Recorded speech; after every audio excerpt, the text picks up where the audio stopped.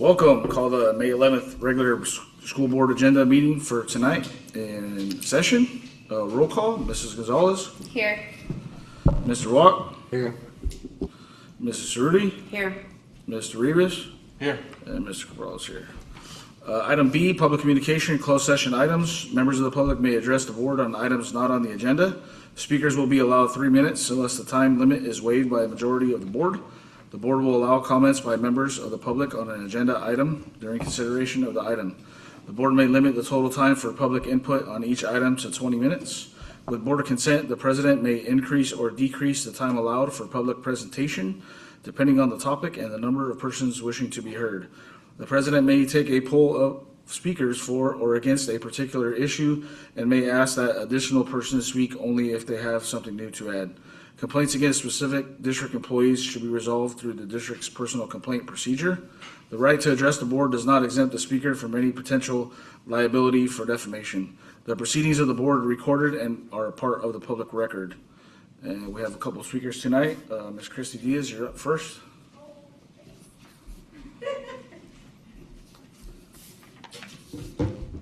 Sorry, I'm not good at speaking here. So for those of you that are not familiar with me, my name is Christy Diaz. I was just wanting to speak on behalf of the principal. I believe you guys are kind of deciding on the new principal that's to be coming in. As a parent, I just have a big concerns. We've gotten through a wave of things, and as my daughter's senior year comes, it just scares me for possibly going backtracked from where we were when I feel like we finally have made some momentum. I've been blessed to have, amazing principals in the past. So, just worrying some to see what we have coming next. So I respect several of you, and some of you I'm not too familiar with, but I respect you guys in your decisions. I just hope that you guys come with an open mind and that you guys genuinely are putting the person that is best and not just our community, but that's going to fit, but as well have that experience, because maybe that's what we've been lacking. I don't know. I generally don't know where we've gotten to be here. But like I said, I just hope you guys go forward and what's best and, put someone that has that strong value and strong ethics and, experience to continue to level us up as a school and as a community. I think that's it. Thank you. Thank you. Mrs. Stearns?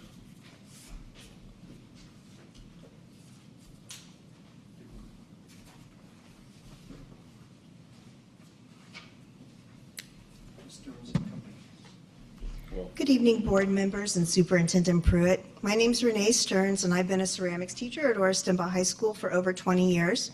I'm here on behalf of the interview committee for the position of Orristimba High School principal for next year. In addition to myself, the interview committee included John Labno, social studies teacher, coach, and athletic director who's been at Orristimba for 26 years, Susie Johnson, head of food services for Orristimba for over 16 years, and Stacy Castilla, who's been the lead FFA advisor at Orristimba High School for 14 years. She was unable to join us tonight due to family commitment, but wants you to know she is in full agreement with the statements presented tonight. Together, we represent 76 years worth of experience at OHS. We represent a variety of experiences and departments at the high school. We are also well respected amongst our colleagues as staff members that you can count on to be listened to. We are addressing the board tonight to express our gratitude for being included on the interview committee to help make such an important decision for our campus, staff, and student body. As the interview committee, we are looking for someone who understands Orristimba's unique culture, knows the community of Newman, and is invested in remaining in the school district. We felt the interview process was a fair one, and we were unanimous in our decision to recommend the candidate placed before you as our next principal. Thank you. Thank you. What time you got? 5:04. And with that, we'll go to closed session at 5:04 p.m.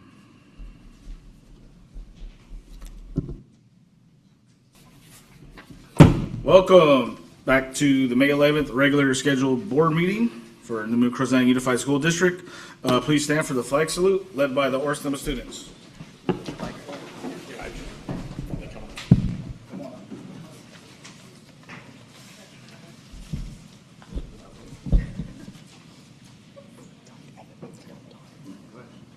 I pledge allegiance to the flag of the United States of America and to the republic for which it stands, one nation, under God, indivisible, with liberty and justice for all.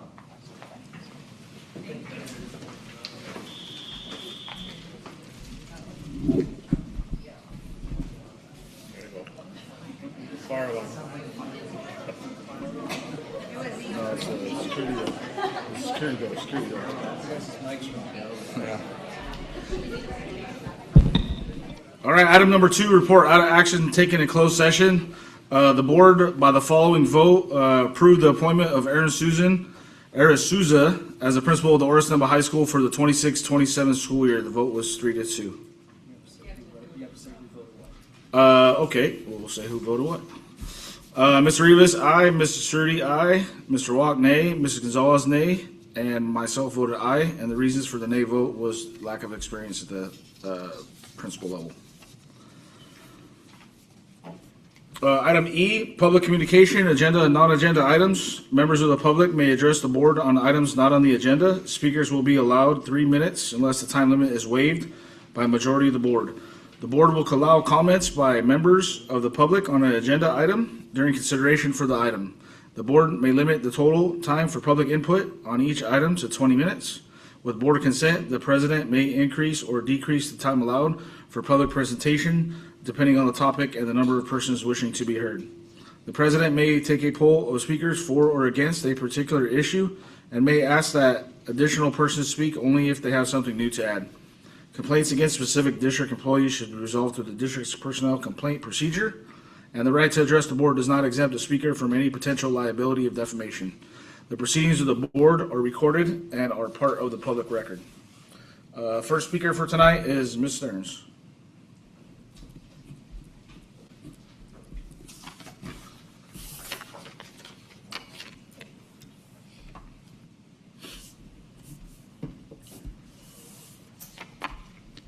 Good evening again to our board members and Superintendent Pruitt.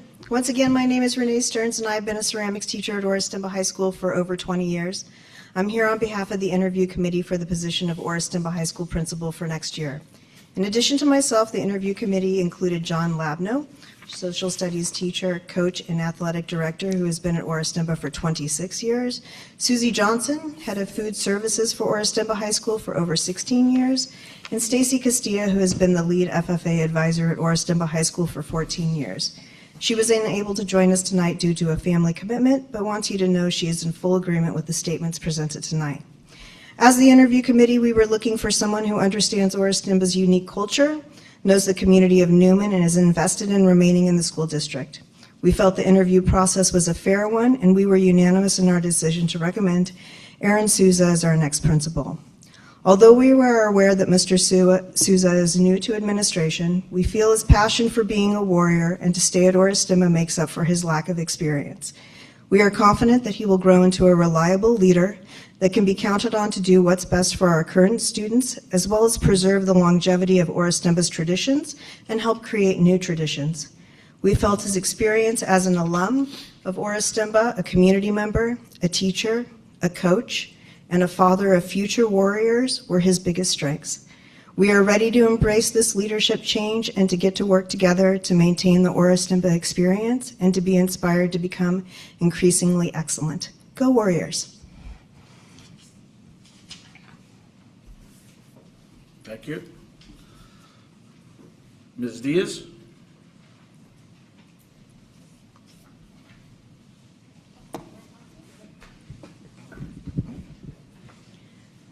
Good afternoon, President Cabral, Mr. Rivas, Mrs. Sharudi, Mr. Walk, Mrs. Gonzalez, and fellow classified, certificated, and community members.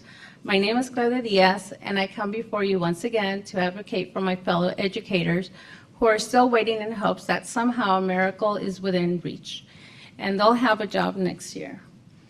While I do thank you for your determination, dedication, hard work to look at every dollar to make sure it's placed where it'll benefit our students the most, I ask you to please continue your effort and perseverance till everyone affected by the cuts has a job. Since it's public record, I'll share my personal income. I make $34,200 a year, which is roughly about $1,900 a month. While it's not something to brag about and my family finds it hard to make it to the end of the month, I'll tell you what I can brag about. Those $34,000 are well invested. I go above and beyond for every teacher I assist in the classroom and every student I have the opportunity to help learn, either in a group, one-on-one, or in the intervention groups. The joy I see in their eyes when they learn how to master a skill is priceless. But I'm not here to just speak about myself, because I'm not alone or unique. We have hundreds of classified staff members who are like me or better. Those who show up every day for the children and the teachers rely on them. Regardless of our income, we are committed to them, our admin, and our district.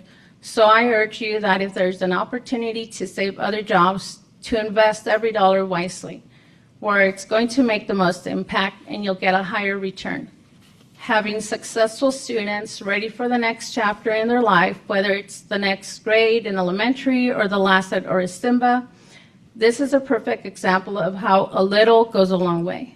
If you were to ask all our honored retirees, I know I wouldn't be wrong in saying that what mattered to them most in all the years working for the district was making a difference in our children's lives.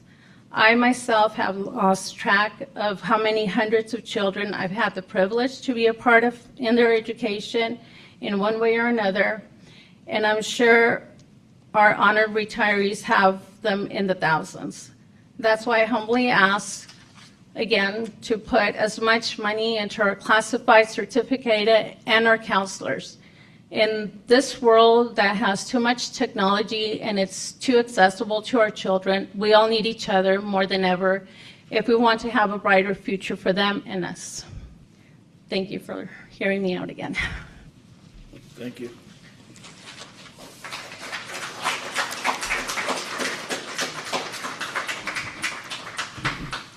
Item F, approval of the agenda. Could I get a motion to approve the agenda as listed for tonight's meeting?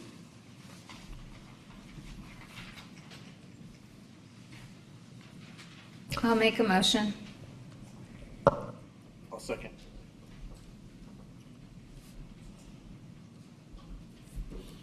Ms. Gonzalez? Aye. Mr. Watt? Aye. Ms. Rudy?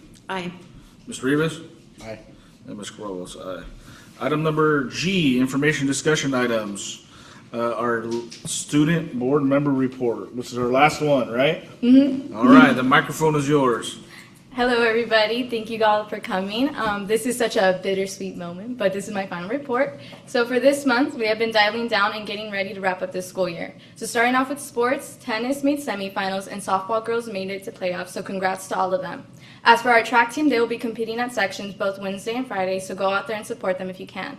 Now moving on to school events, last week we had student council elections along with their campaigning. Student positions will be revealed tomorrow for both class members along with the new executive members. As for seniors, prom was a huge success. It was beautifully decorated. Everybody seemed to enjoy the music, the food, and the many, many picture stands that we all had. Also for this past Friday, there was a mysterious flu that came down. Coincidentally, it only went down for seniors, but I think my Yosemite trip really cured me, so they were not in attendance at school. Next week is the senior trip, and right after we return, there will be the Tosca Awards. Along that Friday is the senior awards night, in which any senior who was invited will be receiving cords, sashes, and honors for their achievements. Grade will also be soon locked that following week. May 28th is when seniors will be doing the walk through elementary schools before saying their final goodbyes to the easy life, and from what I heard, hello to taxes. So the next day on the 29th will be the last day of the school year, along with the graduation ceremony. And as for my final report, I just want to thank all the board members along with everybody who welcomed me and let me experience this. I really enjoyed it, and I learned a lot from you guys, so thank you.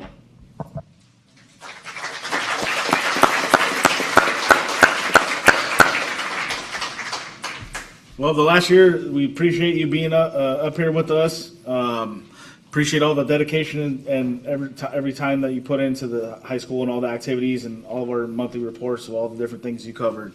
Come on up. We have a little something from us. Want to take a picture? Picture with your student rep.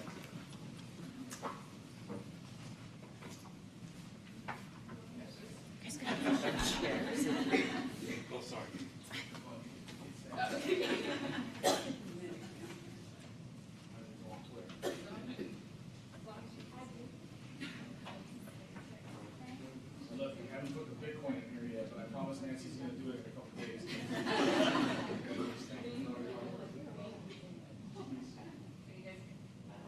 Closer, closer.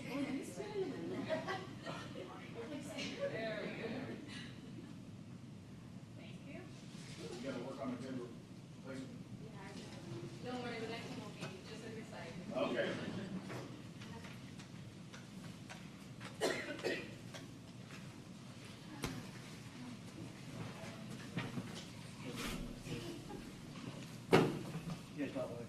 Item 3, we're going to be honoring our retirees.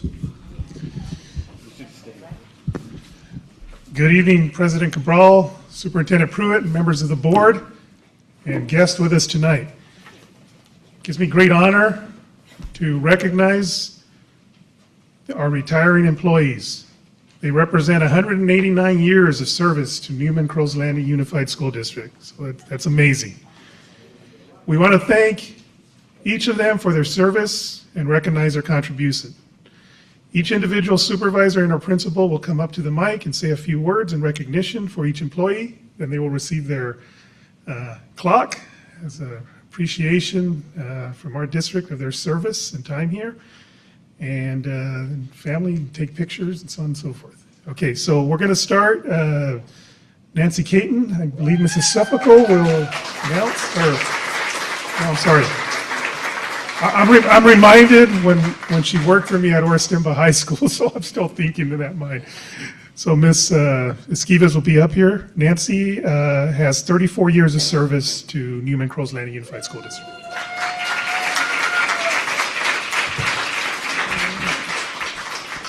I don't want to see you, so you move over here. After 34 years of teaching, Ms. Caton leaves behind a huge impact on so many students and co-workers.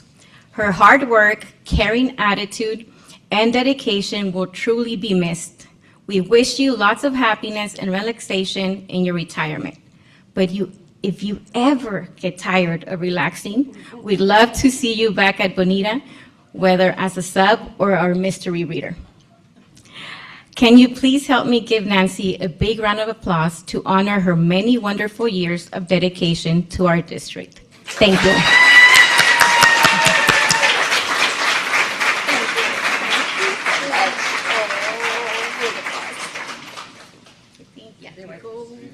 Yes. Do I go back to my seat? Oh, do I sing? Oh, my goodness. Goodness. So yes, this is 34 years in our district, and I've taught at Von Renner and Orastimba and at Bonita, and I've had some years where I got to be out of the classroom for a little bit too. It's great because Frank was one of my students, and there's 3 students here, and there might be some others, but it's been wonderful, and this district has meant so much to me, so thank you very much.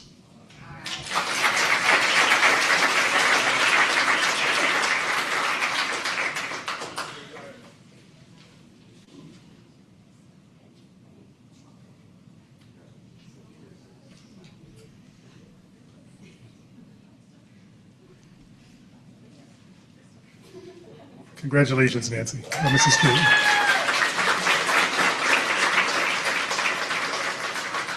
Next up, we have Anita Palacios from Yolo Middle School, and she will present Miss Paula Torres with 23 years of experience in Newman-Crows Landing Unified.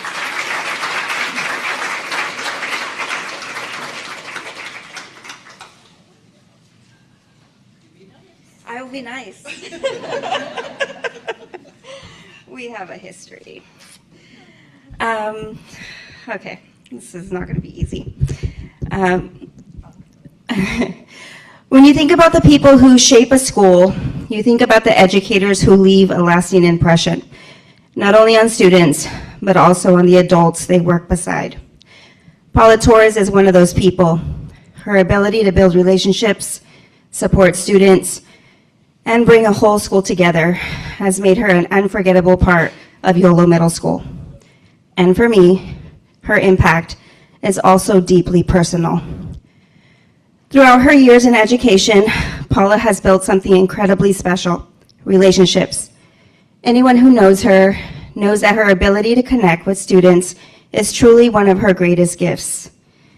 She has a way of making students feel seen, valued, and supported, and those relationships have undoubtedly made a lasting difference in the lives of so many young people.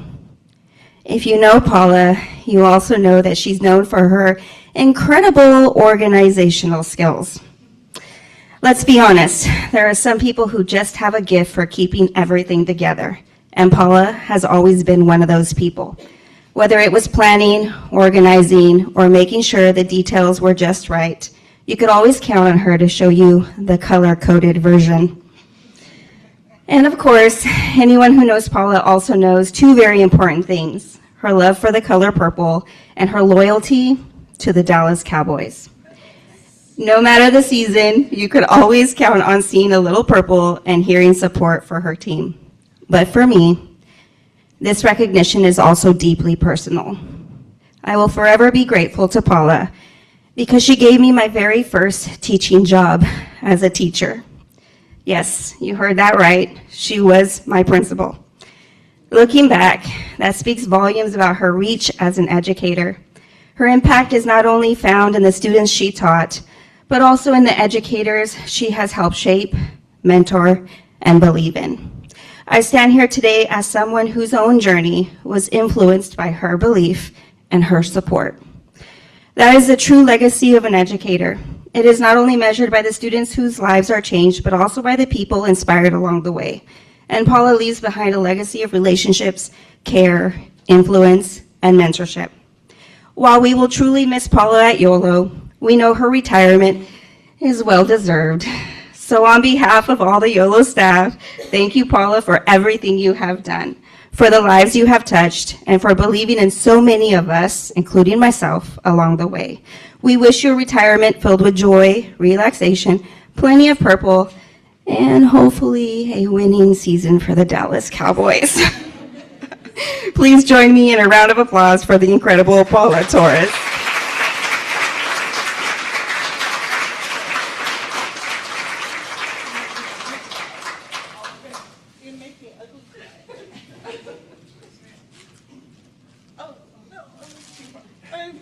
Thank you. I'm totally surprised by that part. I didn't know that she was going to share. But yes, I remember hiring Anita, and after interviews, my mom happened to be on campus because I had broken my foot that year, and she had to drive me. And she always remembered Anita, oh, the one with the beautiful heels. And even today, she's still the one with the beautiful heels. But thank you all so much. There's people in this room who started that first year with me back at Hunt, and those memories will never fade, along with the new ones that I've made at YOLO. Thank you.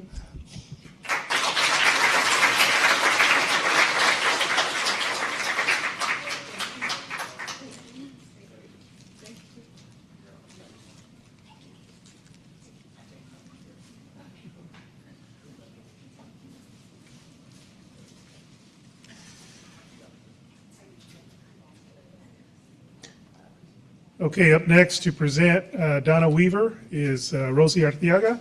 Donna Weaver, 11 years of service to our district.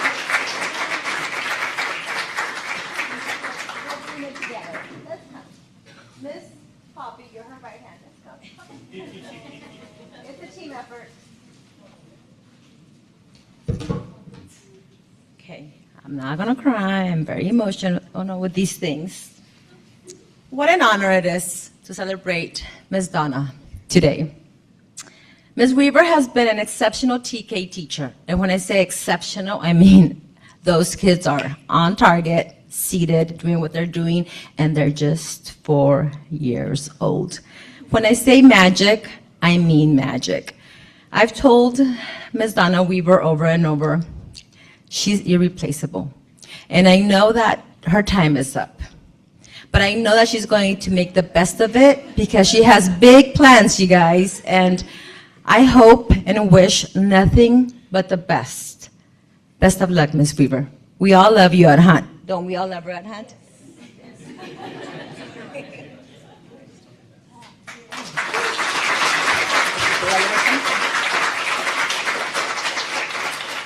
Thank you so much. It's been an honor and a joy, a privilege. I've been teaching for 25 years, but I'm so blessed that I got to spend the last 12 here in Newman with such a caring, loving community. Thank you.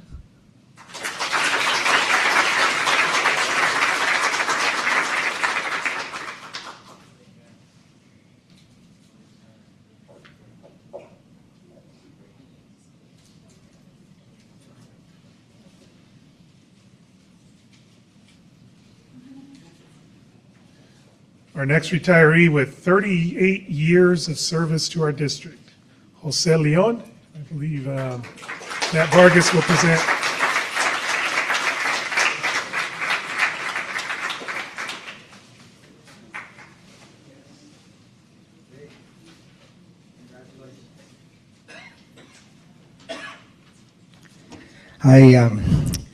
I'm going to be speaking from my heart tonight. I actually wrote some notes, and I need to read them because Jose and I have something very important in common. We were both hired by a maintenance director that used to wear a white glove, and he had the highest standard of any other director this district has ever had. And when I first met Jose, I remember thinking, I could never, ever strive to meet the goals and standards that Mr. Lorenco was teaching. And then I remember Jose, he was consistent, he showed up to work every day, very dedicated, to the point that in 1988, if those of you that are in the room can remember that, that's when Jose was first hired. He was an inspiration to me, but I didn't come around till many years later. The truth is, his dedication of 38 years of service to all of our schools, all of our facilities, and all of our staff and students has not gone unnoticed. In fact, to give you an idea of just how much Jose does for you, for your teachers, those of you in the classrooms, if your classroom clocks were ever off or your bells weren't ringing on schedule, we called Jose. If your fire alarm systems were going crazy and wouldn't seem to shut off, we called Jose. The truth is, if your classrooms or your offices or gyms or kitchens or cafeterias were too cold or too hot, we called this guy, Jose. The truth is, Jose was always cool, calm, collected, very professional.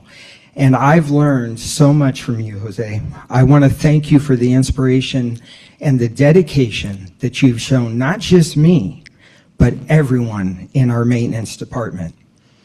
What I'm really saying is, around all of our schools, when you want things fixed, we call Jose. And I know for everyone on our maintenance team, as you retire and you begin your well-deserved retirement, I want you to know, when we begin missing you, a great coworker, and when we need advice from a great friend, I have no doubt who we're going to call. We're going to call Jose. The truth is, Jose, we might be able to replace your shoes. However, it will be impossible to replace the heartfelt dedication that you have shown to me, to everyone on our team. Your work over the years has been important. Your dedication has been unmatched, and we want you to know that your friendship will always be priceless. Thank you. Thank you.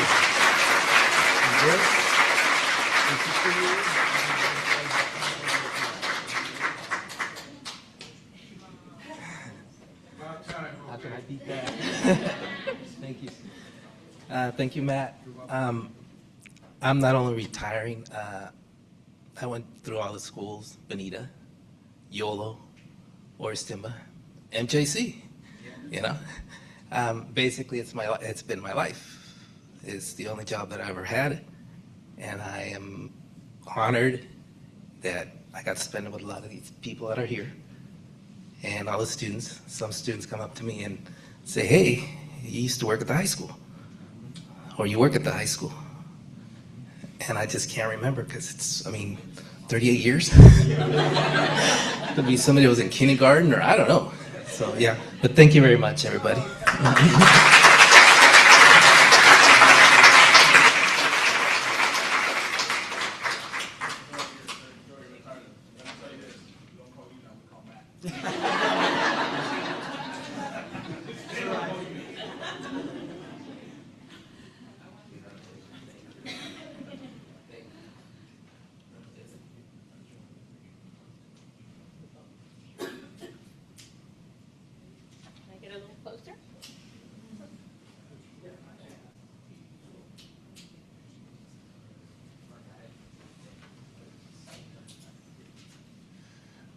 All right, and I understand I'm presenting the next one. This is my my calming presence in the HR department, and I'm really going to miss her. But every time I'm about to pull out my hair, I seek out Lupe, who kind of gets me to settle down. Lupe Rodriguez has been in our district for 33 years. During her tenure, she has also had the privilege of raising 2 sons and 2 daughters. Victoria, Natalie, Victor, and Joel. She also welcomed 7 grandkids during this time. She started as an instructional aide at Von Renner.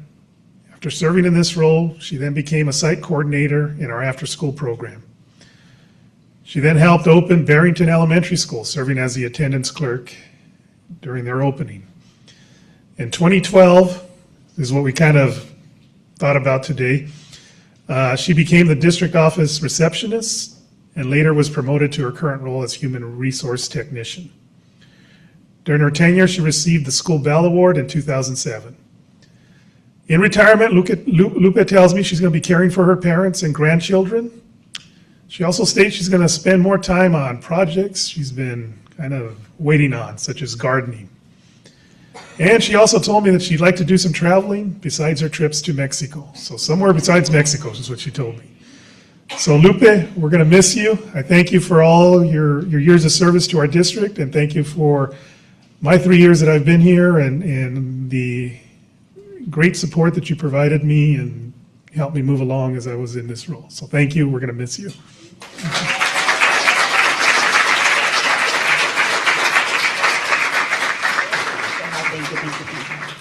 Thank you, everyone. I just want to say that I'm very honored to have been working here for 33 years. And all those years I have grown and learned because of the district. I've learned a lot of skills. But above all, my kindness is what brought me here because I'm a kind and transparent person. Thank you for everything. And I'm going to miss Mr. Ceja and Mr. Pruitt. They have been good, exceptional to me. Good bosses. Thank you.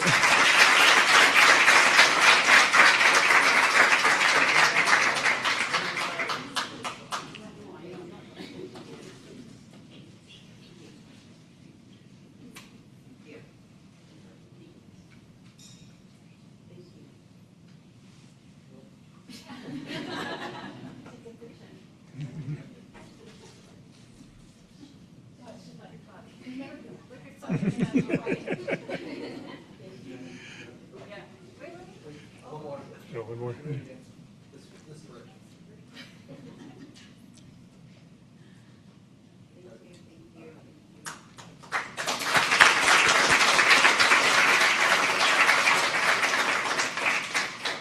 Next up, with 27 years of dedicated service to Newman-Crows Landing Unified School District, we have Ofelia Brown, and I believe Anita Palacios will be presenting again. Thank you.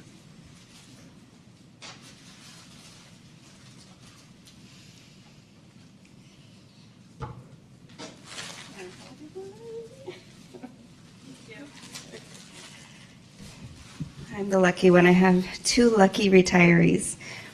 It's not easy celebrating the retirement of someone who has been such an important part of our school. In our schools, there are people who quietly make a difference each day, who step in when needed, and who care deeply for the students they support. And for many of us at YOLO, Ofelia has been one of those people. As an instructional aide, she has always gone above and beyond to ensure students feel supported, encouraged, and cared for. Her patience and dedication have made a difference in the lives of many students, often in ways that we may never fully see or recognize. Ofelia is also that person that many on campus can count on, not only for her true kindness, but for her wisdom, whether through a thoughtful conversation, words of encouragement, or simply being there to listen, which happens a lot. Ofelia has always had a way of making those around her feel valued and supported. One of the things that stands out most about Ofelia is her caring and kind nature. She has a quiet strength about her and a genuine way of connecting with people. She is the kind of person who is always looking for ways to help, always thinking about what students need, and always willing to support those around her. Ofelia's legacy at YOLO will not only be found in the students she supported, but in the kindness, in the care, and compassion she brought to our campus each and every day. She has been an important part of what makes YOLO feel like home. And when I asked staff of their ways of describing Ofelia, many use the word, she makes it feel like home. While we are sad to see her go, we are equally excited for the journey ahead and well-deserved retirement that she definitely has earned. Ofelia has more than earned the opportunity to kick up her feet, relax, and enjoy a big glass of grape juice. After all, it is 5 o'clock somewhere. On behalf of all the YOLO staff, thank you, Ofelia, for your years of dedication, your kindness, and the countless ways you have made a difference in the lives of our students, staff, and families. Your impact will be felt for years to come, and you will always hold a special place in the YOLO family. Please join me in a round of applause for the wonderful Ofelia Brown.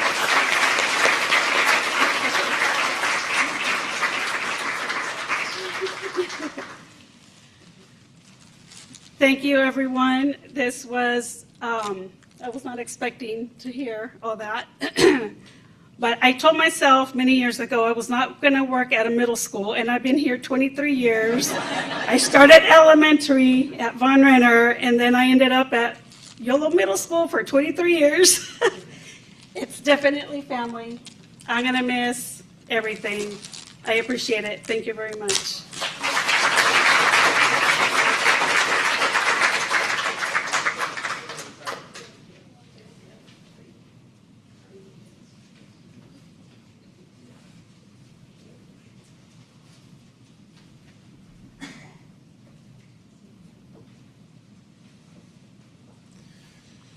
Okay, next up with 12 years of service to Newman-Crozland Unified School District, we have Krister Lynn Bryant McDonald.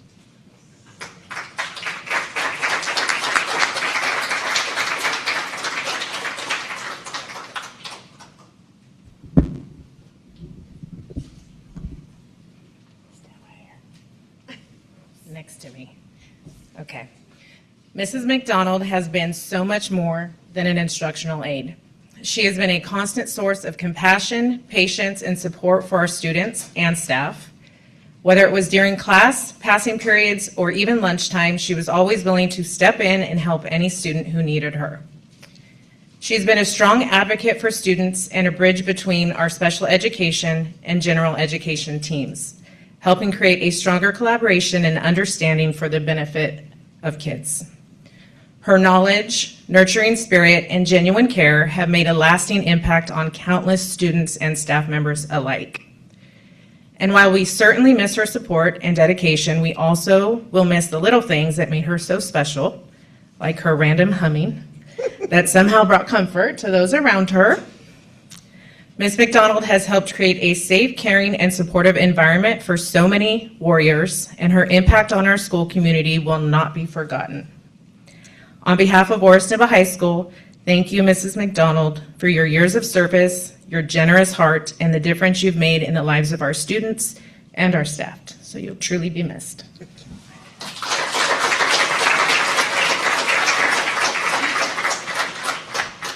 Well, I sent Rosia, where are you? I sent her an email today, and I asked her what were they expecting tonight? And she says, oh, it's going to be at the top of the meeting, and you only have to be there until after, we congratulate the retirees. She did not tell me I had to say anything. So, Rocio, this is for you. But when I first started with Newman Crow's Landing, Justin Pruitt hired me, and I was a sub, and he kept asking me, I can bring you on permanent. No, I don't want to do that. And eventually, 2013, I started with the after-school program, and then I became a one-on-one at Hunt. And then we moved to Von Renner. Never thought I was going to go to Von Renner because I had never been on that side of town because we've been here since 2006. Then the student that I had, I followed him with each grade. And when it was time for him to go to junior high school, I was like, I don't want to go up there with those kids. I'm scared of them. I don't want to go there. Then when I got there, I was like, oh, this is pretty good. I kind of like junior high school. And just as I got used to junior high school, they decided to send me to the high school. Lord, I was so nervous. I was so scared. And now that I've gotten used to high school, guess what? It's time for me to go. But I've enjoyed my stay here. I've enjoyed working at the various schools. I worked at every school but Bonita and working with different individuals. It's been a pleasure and a joy, and now it is time. And that's what I put on my little paper. It's time.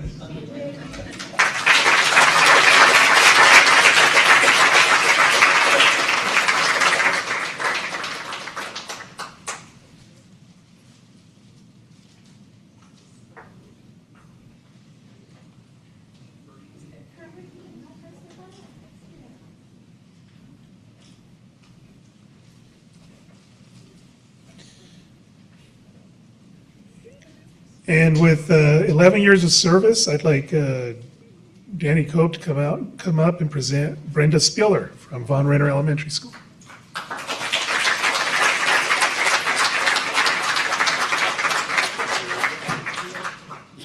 Okay, I know you will. Well, it's my pleasure and honor to recognize and celebrate the retirement of our incredible library media clerk, Brenda Spiller, for her years of dedication, kindness, and service to our students, staff, and school community. Throughout her time with our district and with Von Renner, Brenda has created a welcoming space in the library where students felt encouraged to explore, learn, and develop a love of reading. Her patience and caring heart and willingness to always help others have made a lasting impact on countless students and staff members.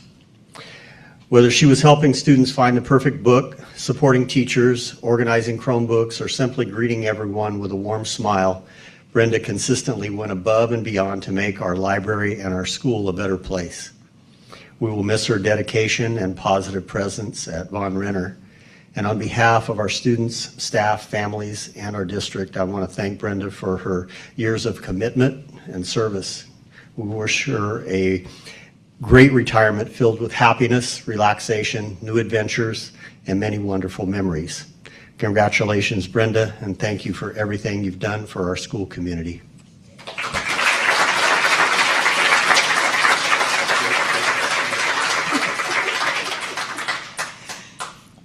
I just want to thank really everyone. I always say that Von Renner is my second family. And I have to thank Mrs. Vargas for giving me that opportunity, and also Mrs. Arteaga and absolutely Mr. Cope. Von Renner has just been a lot everything to me, I guess, in so many ways. The students, the teachers, staff. I'm just going to miss everyone with all my heart.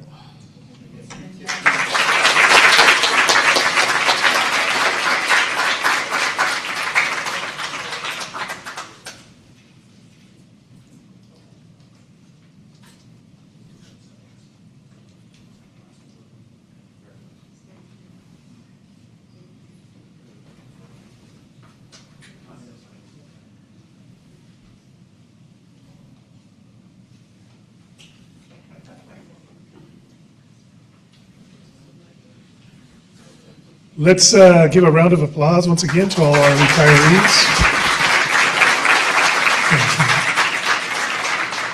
And then, Can we have all the retirees come on up for a group photo, please?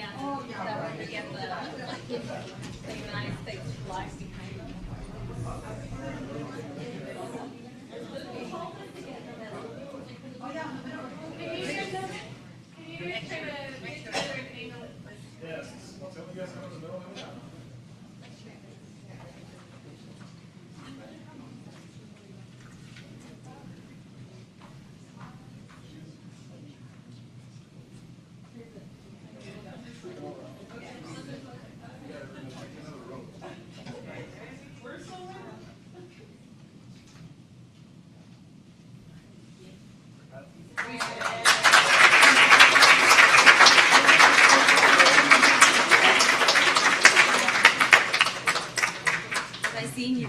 You too.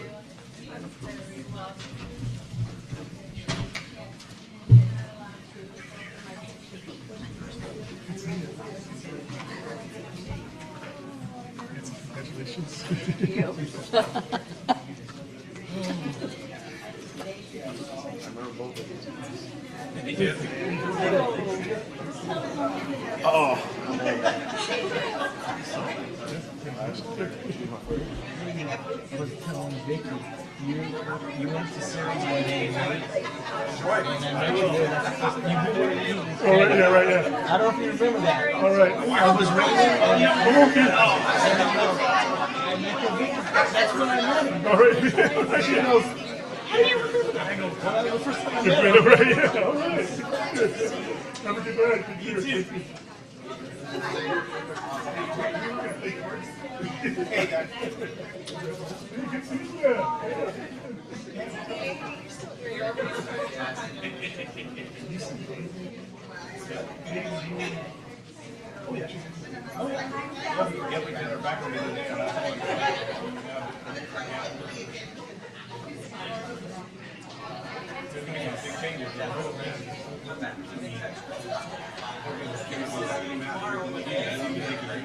You did the exact 2 years. Amplify and the other one, we did Amplify, which I didn't even do. I did it about very well. Just got here with us.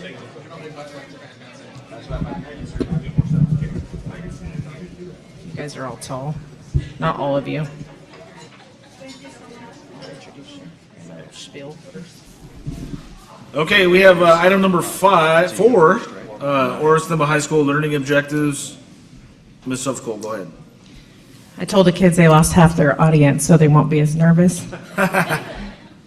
Good evening, Superintendent Pruitt, Board President Cabral, board members, parents, student staff, and community members. My name is Leslie Suffolk, Principal of Orriston High School. Tonight, it is my privilege to share our spotlight on OHS. This year, our staff, students, families, and community have spent significant time reflecting on who we are as a school and where we want to go moving forward.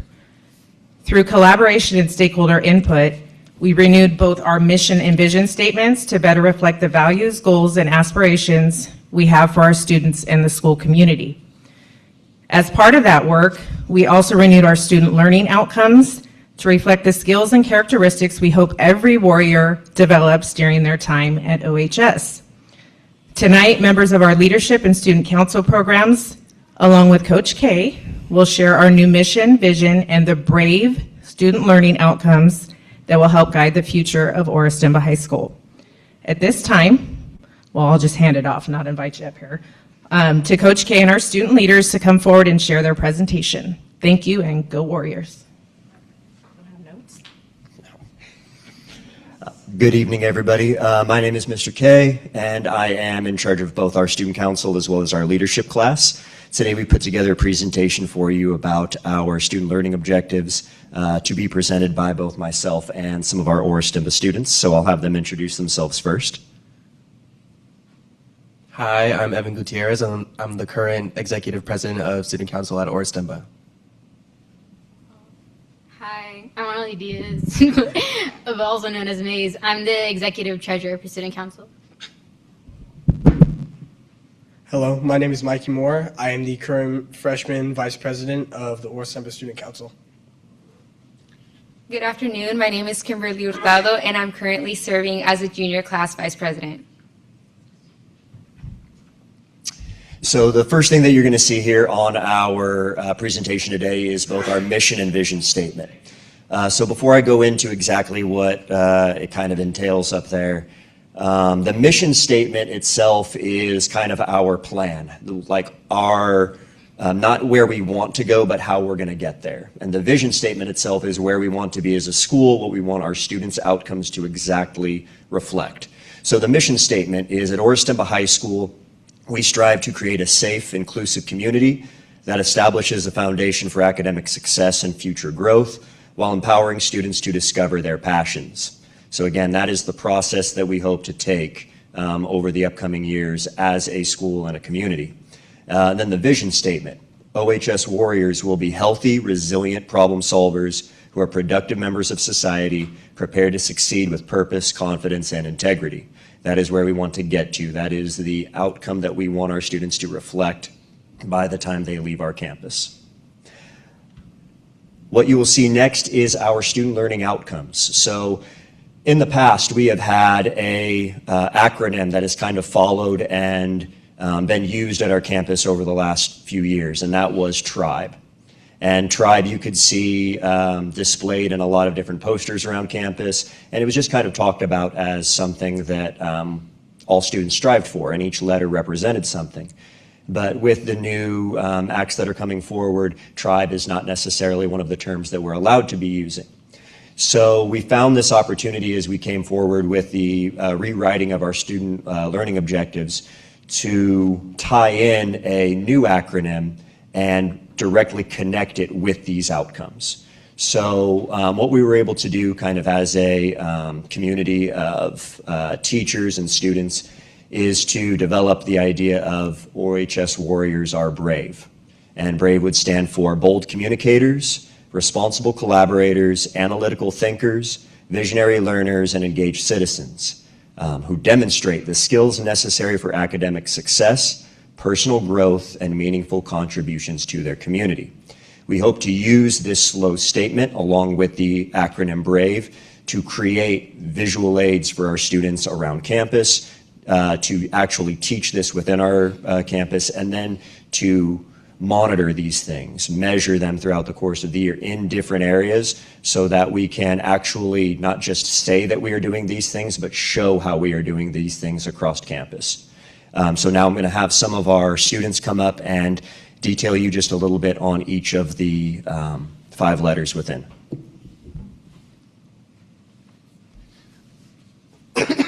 So sorry.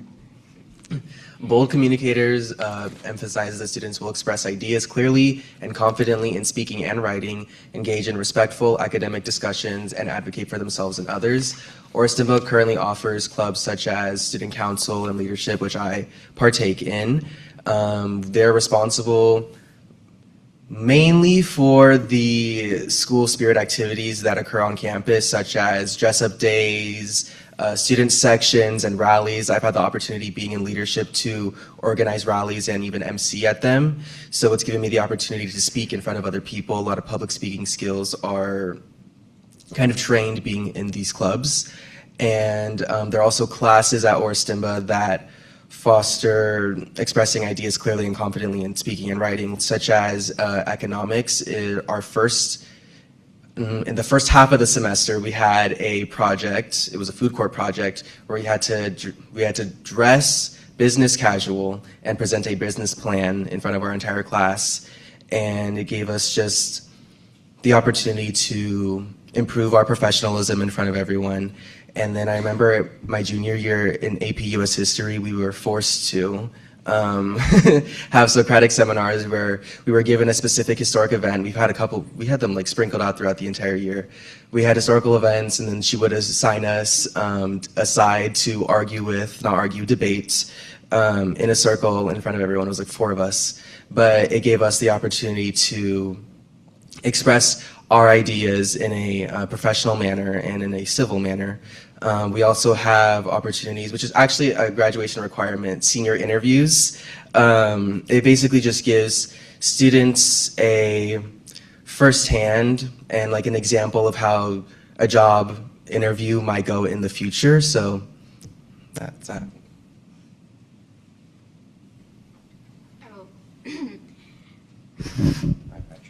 Thanks. Responsible collaborators for working effectively with peers in diverse groups contribute positively to team goals and demonstrate accountability and reliability. For here, we have a lot for leadership, student council, and a bunch of clubs with diverse groups of people all coming together to learn a sense of responsibility when either it comes to fundraisers or coordinating events, and it really teaches sense of leadership, and not just within the leadership class, but I meant to be more responsible. So, yeah.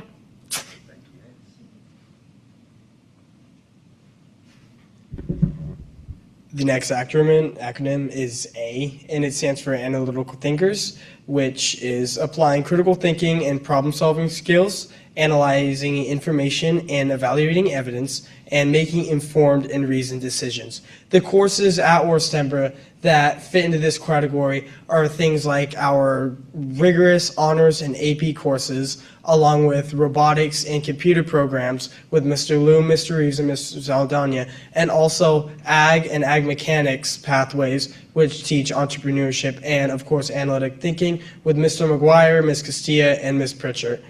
All of these courses I am enrolled in, and I think that they fit in this category very well. Throughout the year, I've had amazing opportunities to learn how to think properly, analyze problems, and get through them in a proper and quick manner.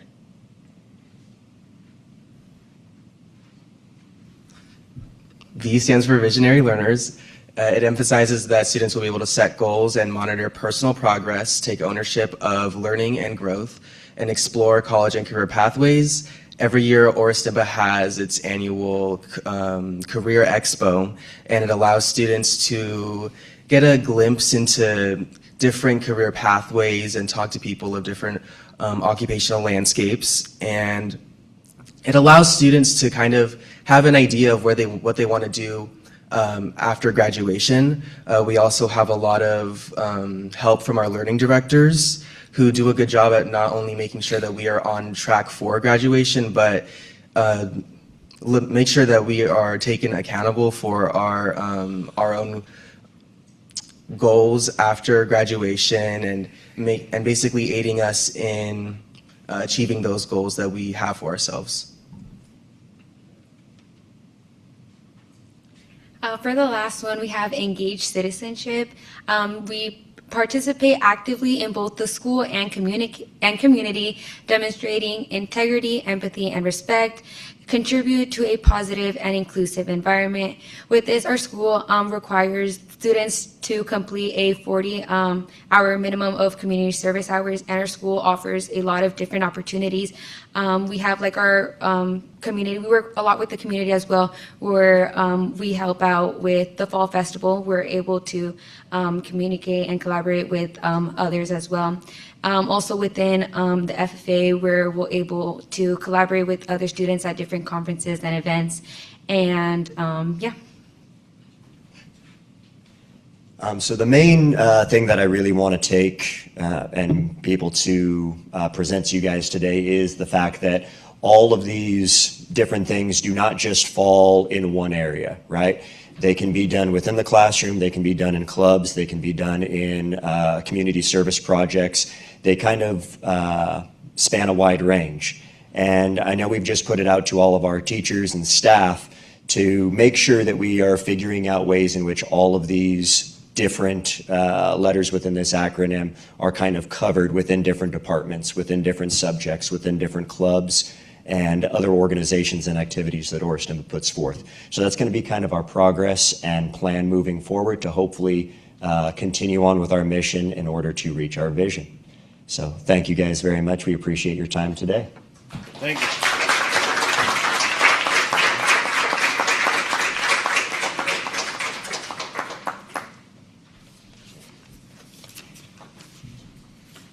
Next up, we have our attendance awards by Dr. Sayal. Good evening once again, President Cabral, Superintendent Pruitt, and members of the board. So we'll start off with the Best Staff Attendance Award. Knocking off Bonita School will be Von Renner.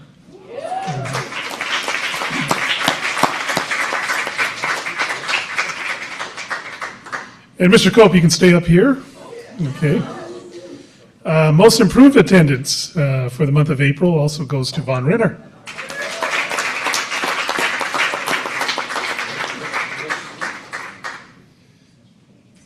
And once again, reclaiming their award for best student attendance will be Hunt Elementary School.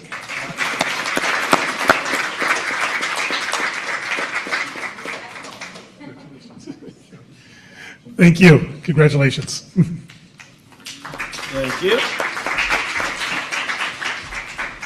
Item H, consent calendar. The consent calendar items are routine in nature and usually do not require board discussion.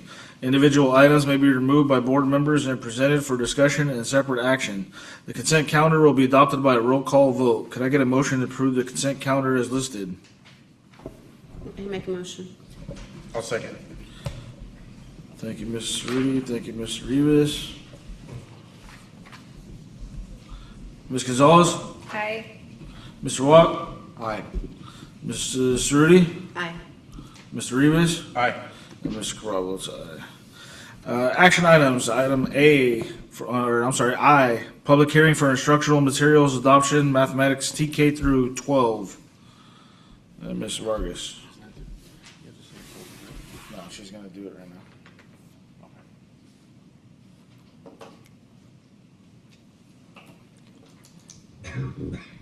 Good evening, Board President Cabral, Superintendent Pruitt, members of the board.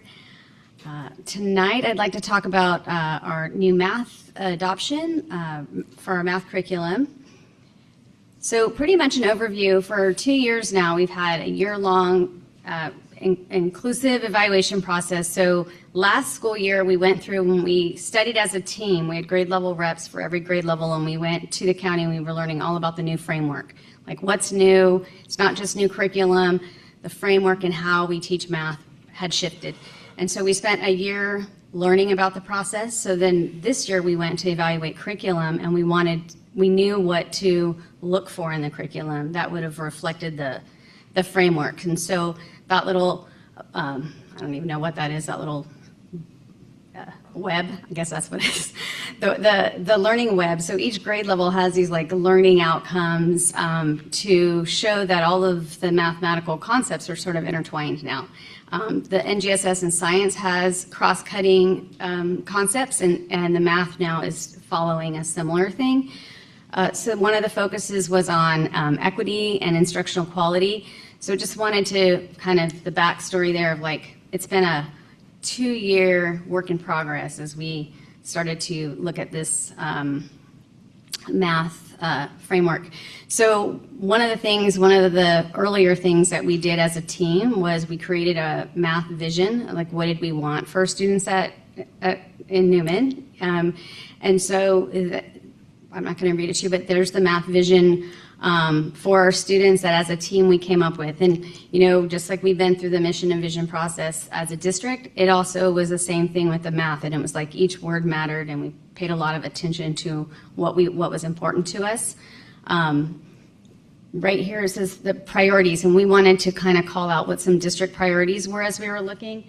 And one of them for me that we kind of wanted to use as a North Star was we wanted to foster joy for learning. So students don't always haven't had really great experiences sometimes when they think about math. And so we wanted to change that. We don't want students to dread math. We don't want students to not see themselves as students that can do math. And so we take that as a big responsibility as teachers and as a team to, as we looked at curriculum and we looked at centers and manipulatives, and the first thing I would do when we'd open books is okay, if I'm a student and I'm not good at math or I don't like math, does this feel like I can do this? It doesn't feel too overwhelming. And so it was really important to us that we kept the focus on the student learning and not so much how we feel about math. Because we have the middle school math department, every single one of them was included, and the high school math department, and they were all included as well. And so sometimes the math, they love math, these are math teachers.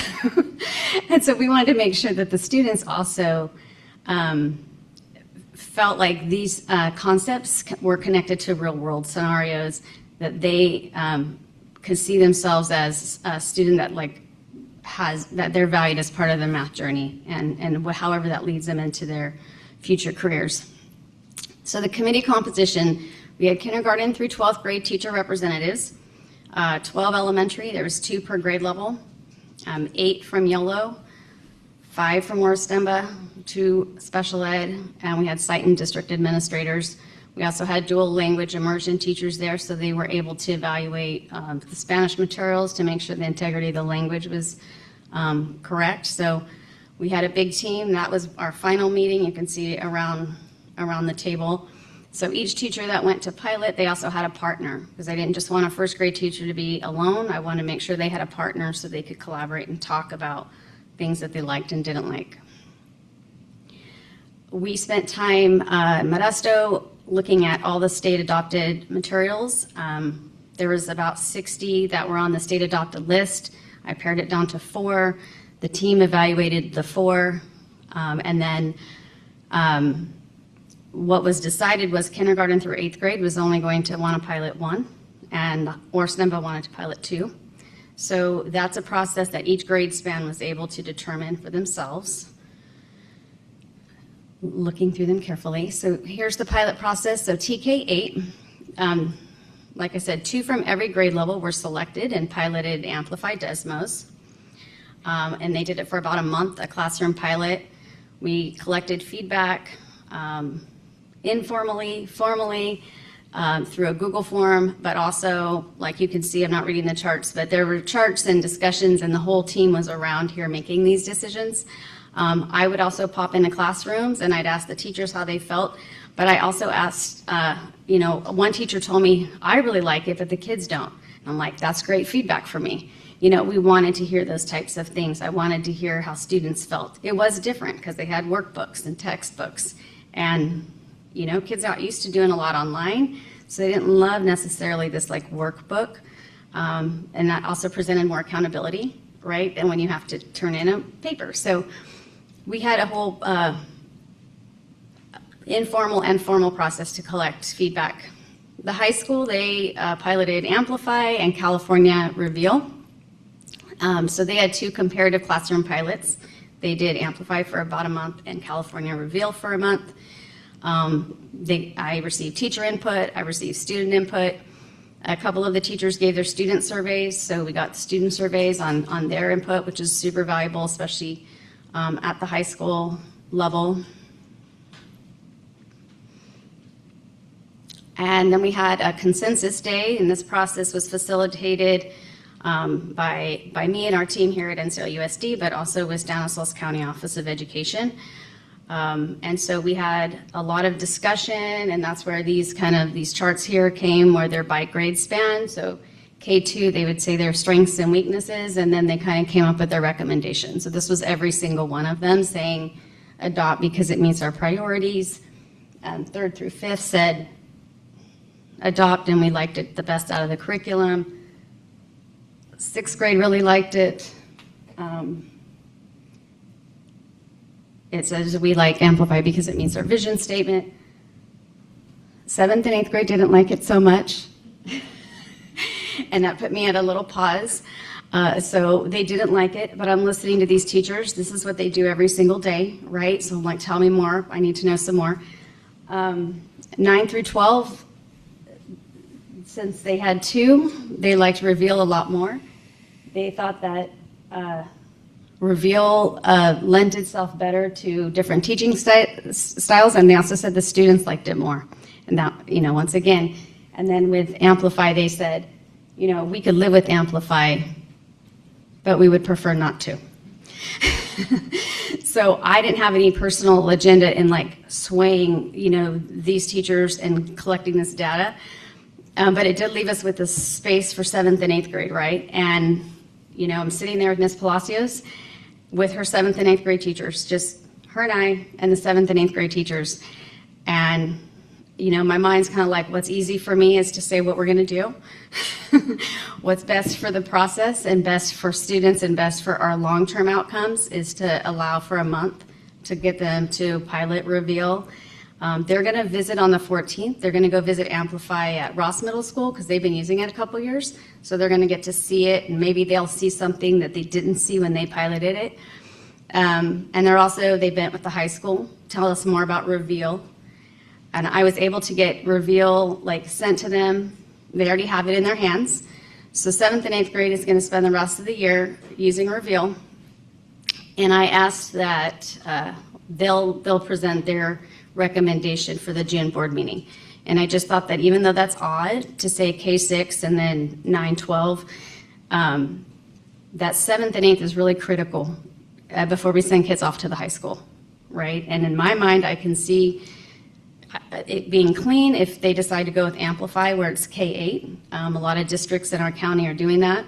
I think Houston did K12 and Patterson's done K8, so I kind of have my eye on that with Amplify.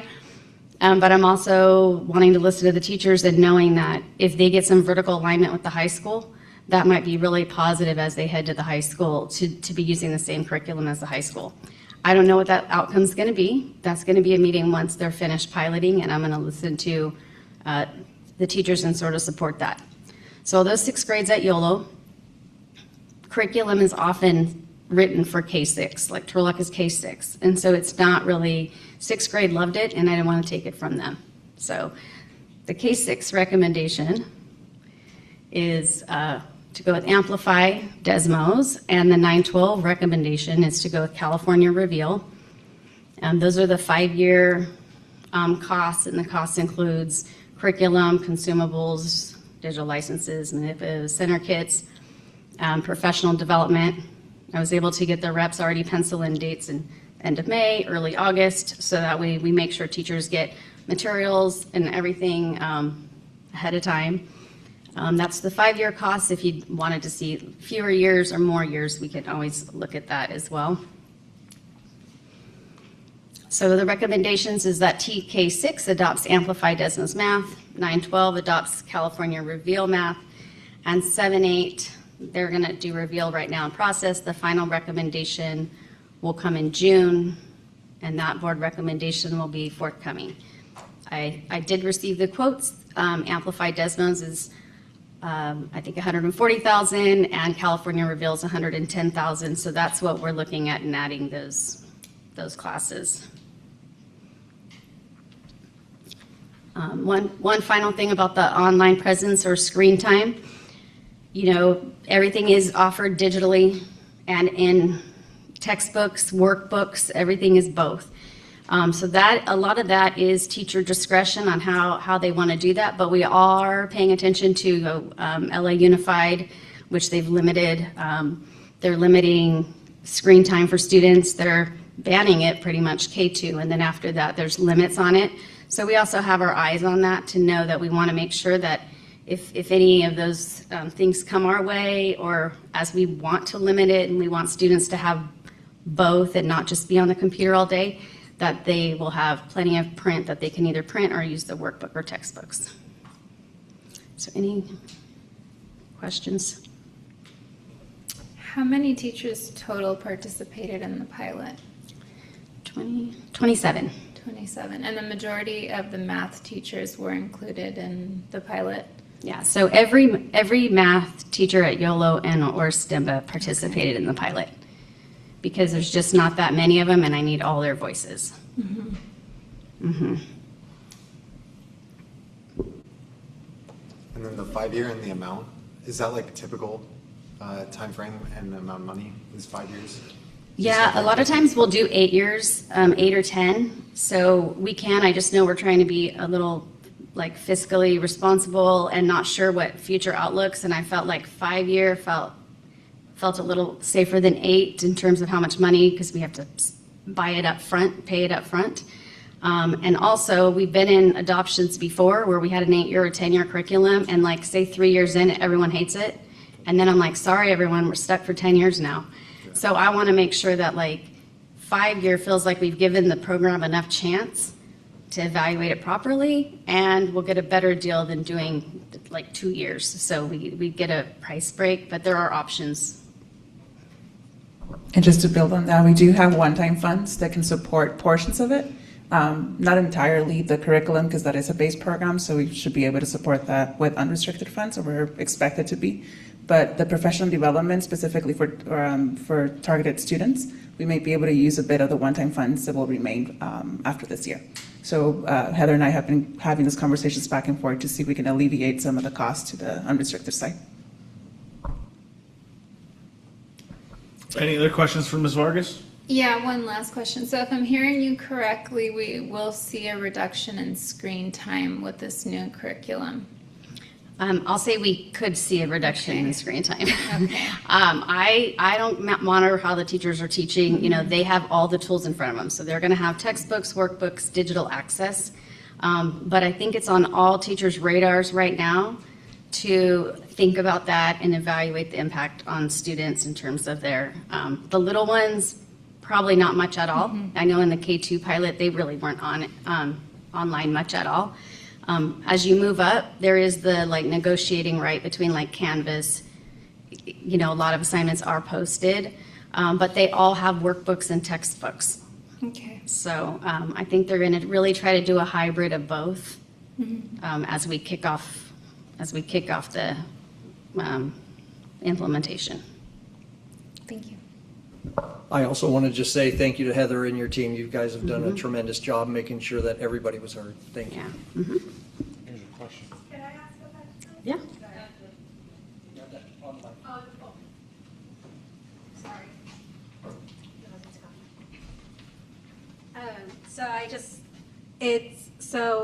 I'm not sure if I quite fully understand it, but it's online, or they're trying to reduce? We're reducing online. Okay, so there is going to be like, say, or requiring like they can do paper? Yes. Okay, thank you. I just wanted to make sure I was right. Yes.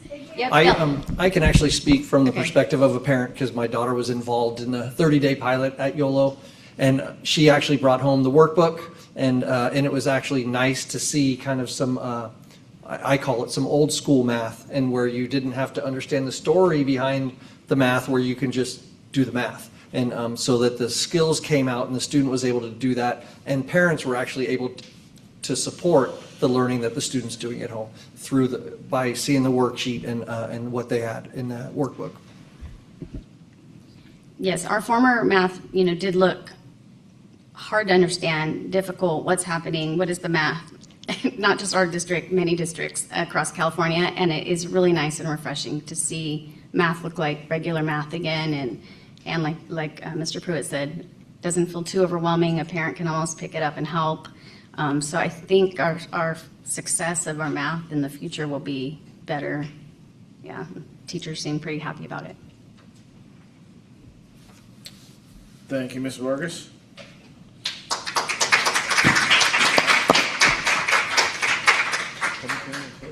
All right, public hearing will open. Any comments from the public? What time is it, Frank? 7:40. Seeing none, we closed at 7:40.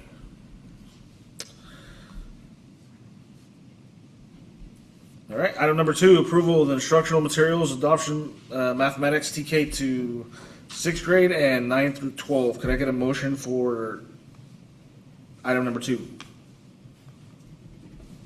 I'll make a motion. Thank you, Ms. Rudy. Can I get a second? I'll second. Thank you, Mr. Watt. Ms. Gonzalez? Aye. Mr. Watt? Aye. Ms. Rudy? Aye. Mr. Rivas? Aye.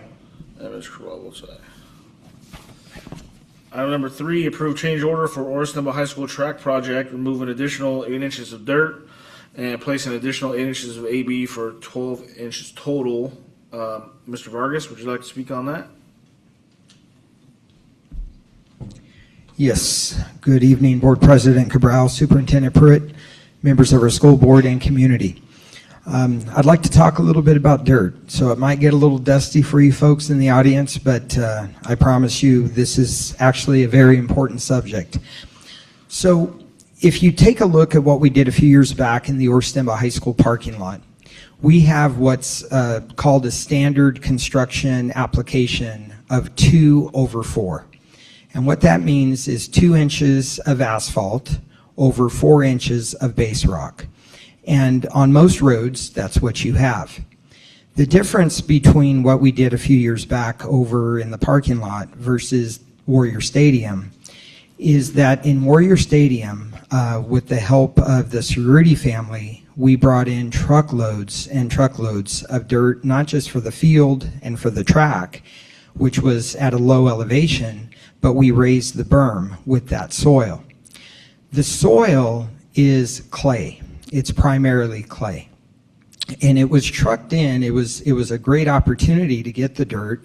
In fact, we couldn't have done it without the Cerruti family. And many people of this generation may not know that, but that stadium would have not been built with all of those truckloads of dirt being brought in. But the challenge was, and especially now the challenge is, that you don't really want to build on clay.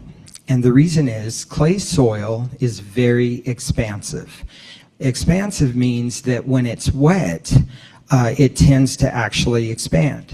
But when it's dry, you guys have seen the dirt, especially around the high school, the berm, for example, it shrinks and it actually cracks. Well, the last thing we want as a supporting structure for our all-weather track is cracking dirt, because then the asphalt will crack and then the track will crack. So what this change order is it's going from a 2/4, and I should actually be very clear, the all-weather track is actually 1. So you have a 1-inch all-weather track on top of roughly 2.5 inches of asphalt on top of 4 inches of base. What we're doing is ripping out an additional 8 inches of the clay soil, which is what we don't want, and bringing in an additional 8 inches of base rock. Now on your form, it's called AB rock. Don't let that confuse you. AB rock is a mixture of 2 different sizes of rocks. Yeah, think of it as 1/2 inch to 3/4 rock and sand, concrete sand. Why? That makes one of the most hardest surfaces that you can have. And you'll notice we did get 2 proposals. One was to do what's called a lime treatment. One of the most important ingredients in concrete is lime. It makes any soil really hard, but if you add lime to clay soil, yes, it's hard, but it's still expansive. And once again, could disrupt the quality and the longevity of our track surface. So we want to do this right. So getting out the clay, the intent is to bring in the rock, get that compacted. We'll have drainage underground, but we will get rid of the expansive soil. Yes, it comes at a cost, and that was a concern I had with the architect. Why didn't we just have this in the bid originally? Well, keep in mind that you find things out when you start digging around a track. We did what was called potholing with a company called Terracon, and we referred to their 2021 soils report, which I actually had as a request of Superintendent Pruitt, and to be fair to him, I just was able to share that today. That matters because that soils report shows even under the tennis courts, we had expansive soil. So we went the extra step there to do the lime treatment. Now, the tennis courts is only about 1/4 of the size of our track. So the cost, if we would have lime treated the track, would have done a couple of things. It would have taken about 3 weeks to do it. It would have cost another $150,000, and we'd get no better results than if we added the 8 inches of base rock. So the recommendation, not just behalf of me as your maintenance director, but also TPH Architects and Terracon, our soils analyst, is to remove 8 inches of clay, pay for the change order of the 8 inches of AB rock, get it compacted, do the 2.5 inches of asphalt, and then the final 1 inch of rubberized surface. And we believe that's going to give us the longevity that our community and our school district deserves. And so if you have any detailed questions, I'd be happy to answer those if I could. Any questions for Mr. Vargas? Does it delay anything? It does not, because I will share this. The lime treatment would have delayed. So I want to give you an example. If any of you have driven by the high school, in fact, I encourage you to drive by the high school. You will see, they call them land movers or man movers. They move a lot of dirt very quickly. And so they did the original 4-inch over X, and we even considered just going 4 more. The truth with that is we could have bettered our results, but we wouldn't get the product that we really want from the manufacturer, which is something that's going to last this community over 100 years. And my commitment is I don't just think of me or the students and athletes that are going to be running on the track. I actually think of the next maintenance director. And I think about what would he want to tell me if he could. Now, he's not hired yet, but I think what he would tell me is, Matt, do it right, because I don't want to have to redo it. I don't want to have to go to another school board meeting and say why we need money to fix a cracking track. So we've benefited from having a great track in that facility, but we're in a position where, since that bid came in about half of what we anticipated, I think to spend these dollars is money well spent to get a long-lasting product. And I would hope that you support that. And if there are any additional supporting documents that you need from me, I would be happy to provide those. Thank you, sir. Thank you. Action item 3, approve change order for Orson High School track project, remove additional 8 inches of dirt and place an additional 8 of AB rock for 12 inches total. Could I get a motion for action item 3? I'll make that motion. Thank you, Mr. Rivas. Could I get a second? I'll second. Thank you, Ms. Rudy. Ms. Gonzalez? Aye. Mr. Watt? Aye. Mrs. Rudy? Aye. Mr. Rivas? Aye. And Mr. Cabral votes aye. Action item 4, approve resolution 2526, number 15, resolution order governing board member election. Could I get a motion for action item number 4? I'll make the motion. Thank you, Mr. Rivas. I'll second. Thank you, Ms. Gonzalez. Ms. Gonzalez? Aye. Mr. Watt? Aye. Ms. Rudy? Aye. Mr. Rivas? Aye.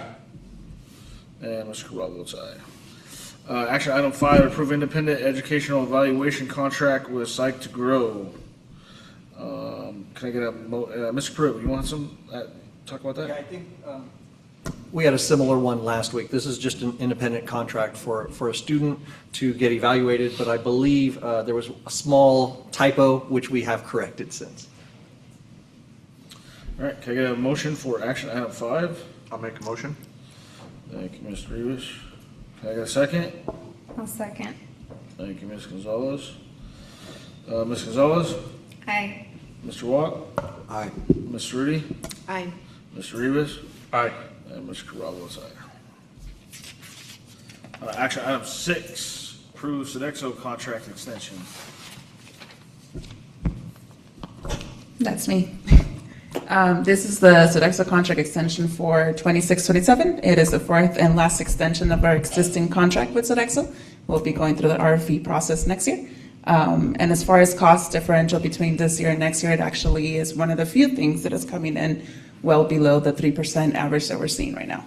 And the reason being is based on units, meaning consumed meals by students. And since our population is a little bit smaller in comparison to this year, at least by projected costs, it actually is not increasing too much in comparison to 25-26.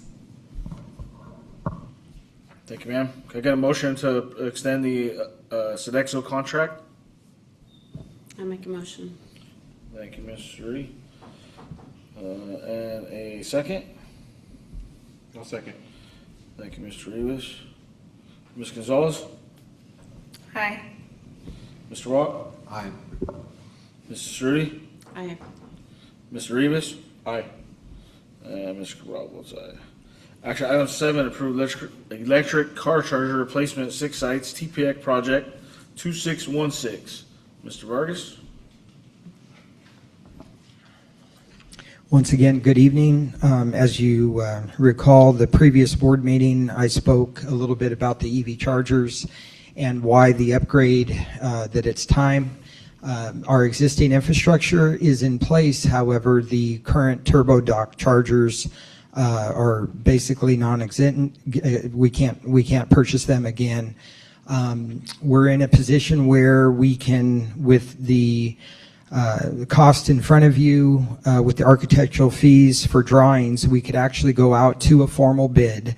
The engineered estimate has not changed. The costs that you see here cover everything from the architectural fees, the test and inspections. You'll notice there's a line through the cost of DSA. Because we have an existing infrastructure, we don't have to reinvent the wheel with DSA, and that's a good thing. This does not fall under structural engineering, and DSA is the division of structural architecture. So in this case, it's just looking at going out to a qualified, certified electrician. We may actually get some general contractors that have what they call in-house electricians. And what I foresee, because I have been seeing this happening, it's happened recently in both Manteca and the city of Stockton, where they are adding charge points, which are the exact company that we're working with. They're one of the largest in the world. And why does that matter? We want to become part of the charge point network, not just to support our staff and our high school students that may eventually drive an electric vehicle, but I think the long-term goal is to provide a place here on the west side, similar to Santa Anela. Santa Anela has a very large Tesla charging station. And it's obviously great for those that are coming through off of I-5.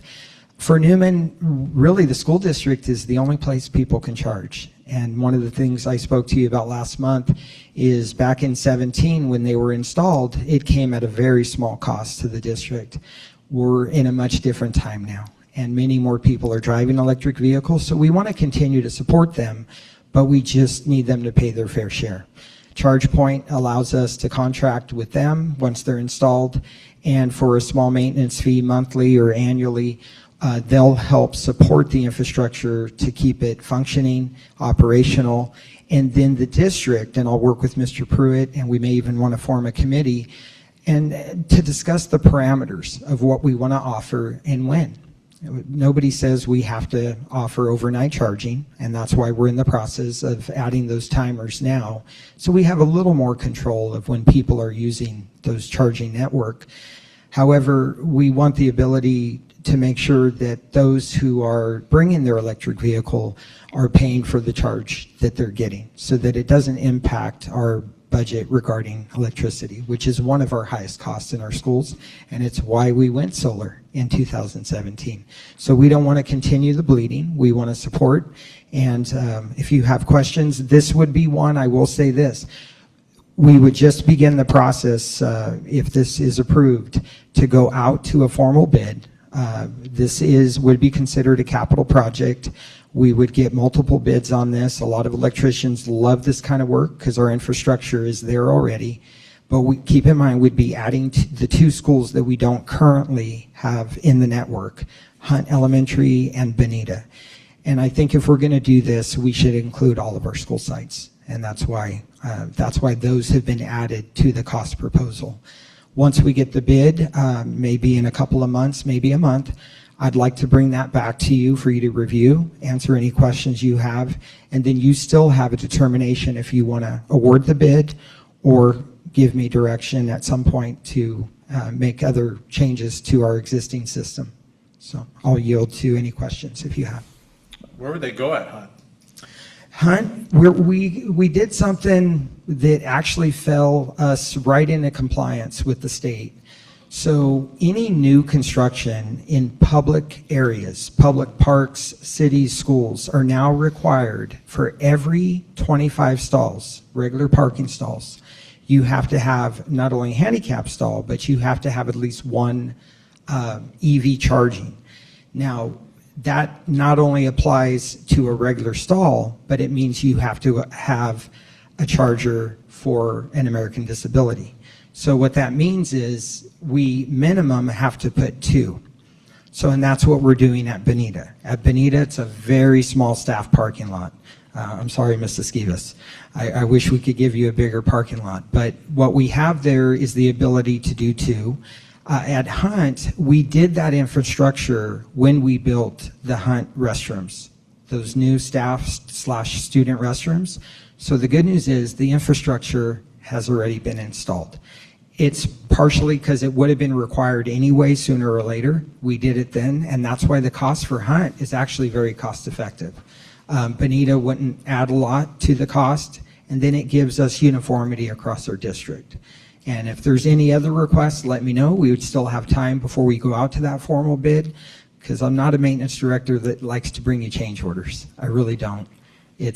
I know it's an extra cost, but if there's ideas that you have, I'd love to hear them over the next few days, and this way we can move forward together.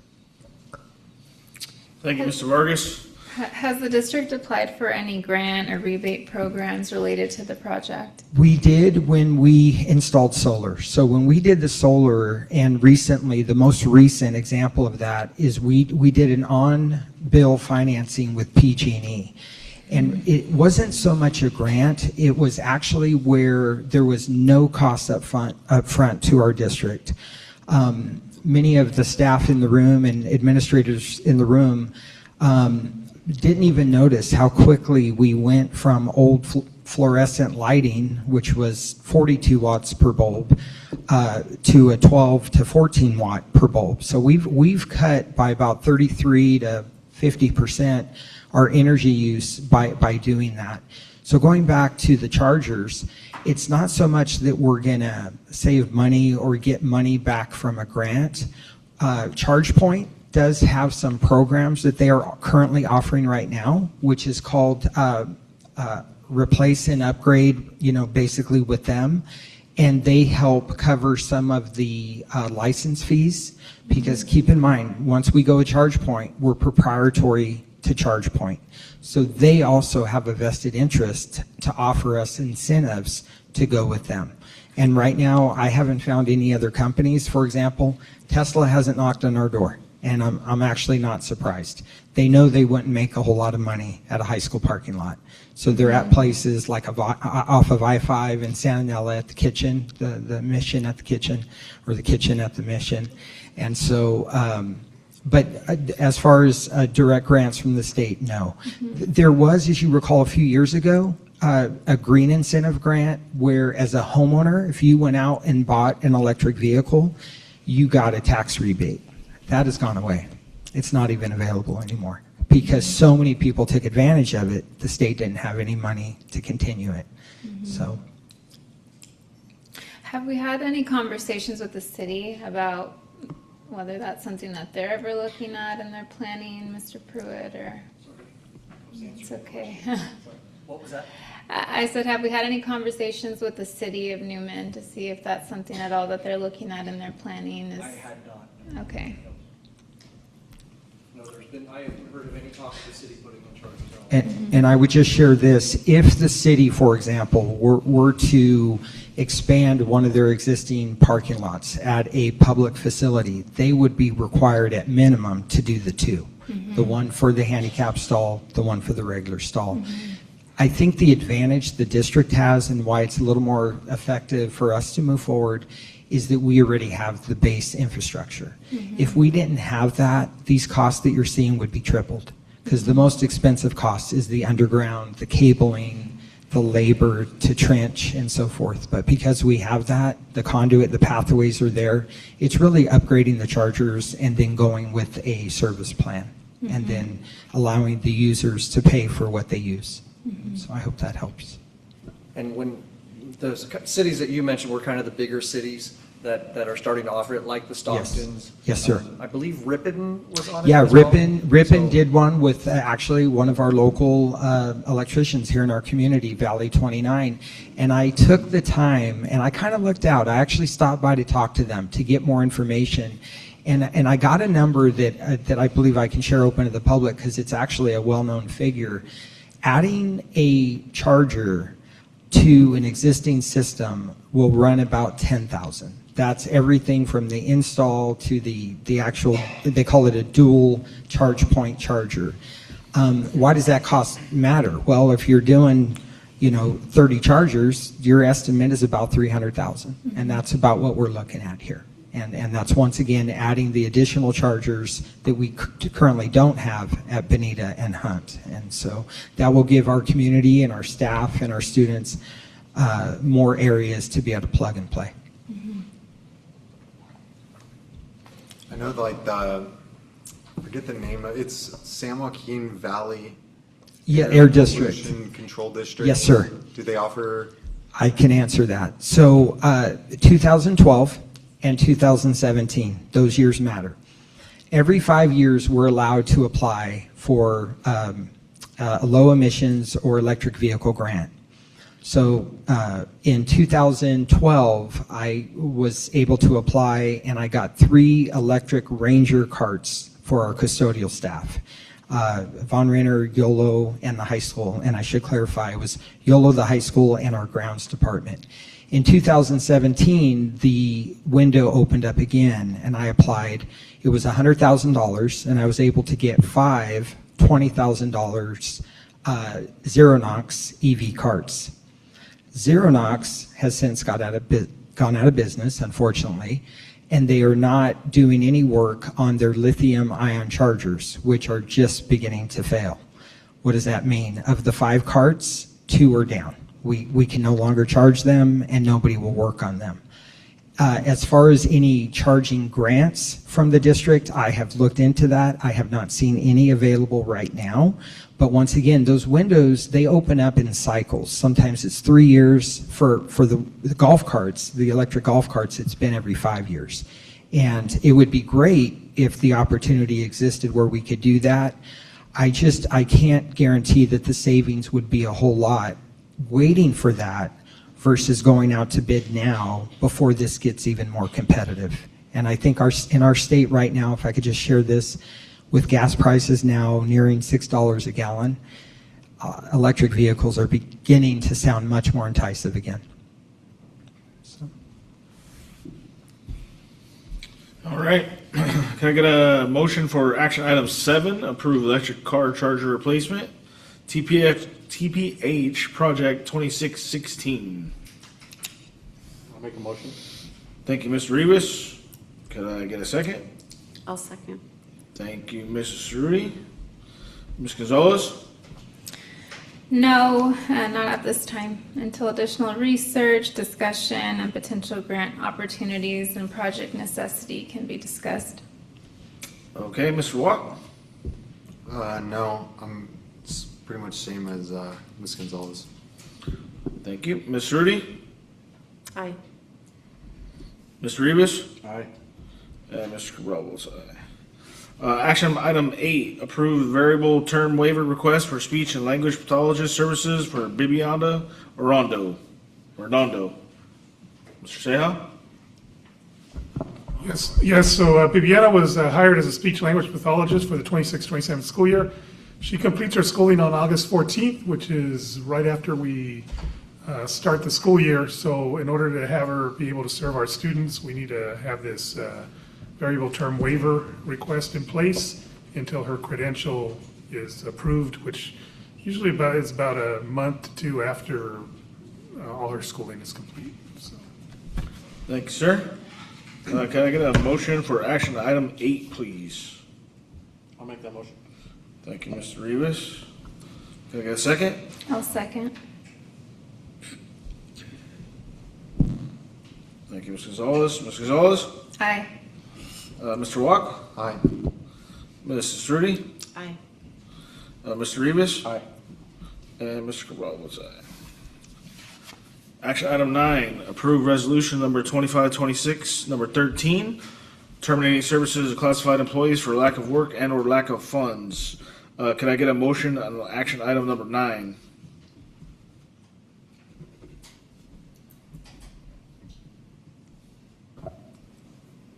I'll make a motion. Thank you, Mrs. Rudy. Can I get a second? I'll second. Thank you, Mr. Rivas. Ms. Gonzalez? No, still concerned about the impact on the reductions on student and staff, so still a no for me. Mr. Walk? No, concerned about the impact on students and staff as well. Mrs. Rudy? Aye. Mr. Rivas? Aye. And Mr. Cabral votes aye. Action item number 10, approve resolution eliminating, reducing particular kinds of services of certificated employees, resolution number 2526, number 14. Can I get a motion for action item 10? I'll make that motion. Thank you, Mr. Rivas. Can I get a second? I'll second. Thank you, Mrs. Rudy. Ms. Gonzalez? No. I still have growing concerns about reducing counseling and student support services. We've also had multiple emails from family over the weekend, just concerned about the cuts in counseling, and considering it's an LCAP priority, it's still something that I'm not comfortable with. Thank you. Mr. Walk? No. I feel like cuts could have been made somewhere else. Mrs. Rudy? Aye. Mr. Rivas? Aye. And Mr. Cabral votes aye. Item J, future agenda items. One of the agenda items will be the 7th and 8th math adoption.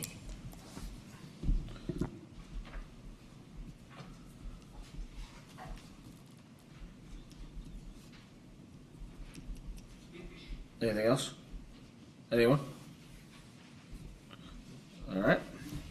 I'm sorry. Item K, Superintendent Report, Ms. Pruitt. Yeah, first of all, I know she left already, but thank you to Venetia for 2 years of service as our student board rep. So thank you for all of that. Good luck to our retirees. A lot of memories with a lot of staff there. And after over 20 years in the district myself, got to spend a lot of time with them. OHS, great job on your presentation. The track progress, I keep getting questions about, are we still going to have graduation at the OHS track?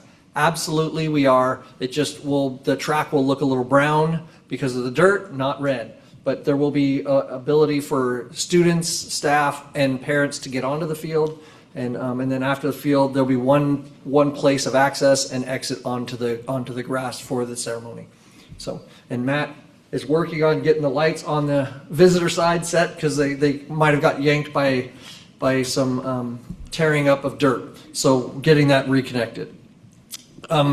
Congratulations to Mr. Souza as our next principal at Orostimba. And just a reminder to the board, we have 2 meetings in June. We have the special meeting June 8th, which Cynthia will be presenting her budget, correct? And then we'll also be presenting the LCAP. And then on the regular meeting, that will come to you for approval on June 15th. The June 8th is at 4 p.m. and the June 15th is the regular meeting at 5 p.m. Thank you. Board report, Ms. Gonzalez. You tricked me. I was last on here. It's May. It's the end of the school year. We made it. I'll see you all at graduations and every event under the sun. We're gonna make it through May. It's my birthday again on OHS's graduation, so I'll be there again on my birthday. It's okay. Thank you to everyone for being here today, for all of your presentations, all of the hard work that you put into the district. I know it's a ton of research because I take a lot of time reading it all, so I can only imagine how long it takes to put together. So I do really appreciate all of the hard work. All of the retirements are really refreshing to sit through today as well. And it's almost summer, everyone, and see you all next month. Mr. Watt? Yeah, I hope everyone had a great Mother's Day weekend. I just want to say to everyone, have a great rest of your year. Congratulations to all of our retirees. And seniors, look forward to seeing you at graduation. Ms. Rudy? Well, first of all, thank you guys for sitting through this long meeting. Appreciate it. The retirees, like I mentioned last time, so thankful for their hard work and their dedication for so many years. And I think what I took from each one of them that spoke, and it should go a very far way for our district, how happy they were working here for our district for so many years, how dedicated they were, and the very wonderful things they said about each and every single one of you guys sitting here. And I think a lot of the times we don't look at that, and to hear each and every single one of them thank the district and thank everybody in here, it really goes a long ways to show that the district has done a wonderful job. Whether we agree or whether we disagree, or whether we say it's politics or not politics, at the end of the day, I think the district does a really darn good job in some way, shape, or form. And I think for this month, I'm looking forward to all of the activities that are happening. And for the new school year, I hope that all of the differences can be put aside, and it's time to focus on our kids. There's a lot of he said, she said, and I think at some point it gets a little old, it gets a little tiring. I can speak for myself. I'm not speaking for my team anymore. I am going to say that my decisions are based off of what I'm being presented.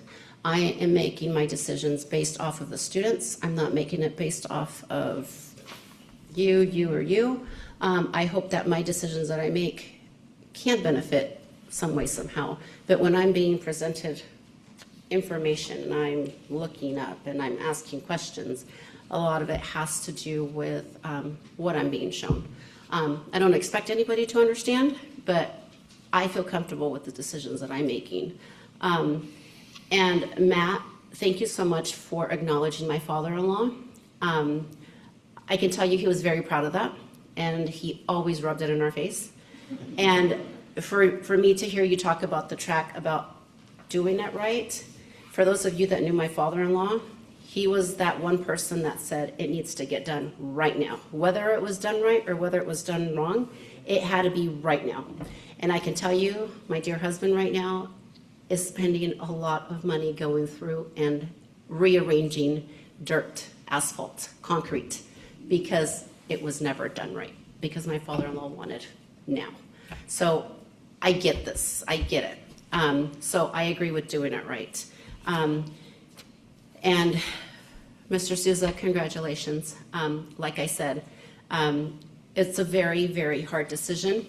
And as a parent of 4 children, 2 of my children went to private school because at the time I wasn't happy with the way things were going. My son did graduate as a warrior. I am having an incoming freshman. So Christy, I could relate to you. Your daughter's going to be a senior. My daughter's going to be a freshman. I think those are prime times for our children. Not that any other grade is not. But I feel like everybody deserves an opportunity. I feel like we need some kind of stability. I think we need somebody that is going to take pride and is going to move forward with not only the students, but the community as well. So to me, I feel everybody deserves an opportunity. It's 1 year.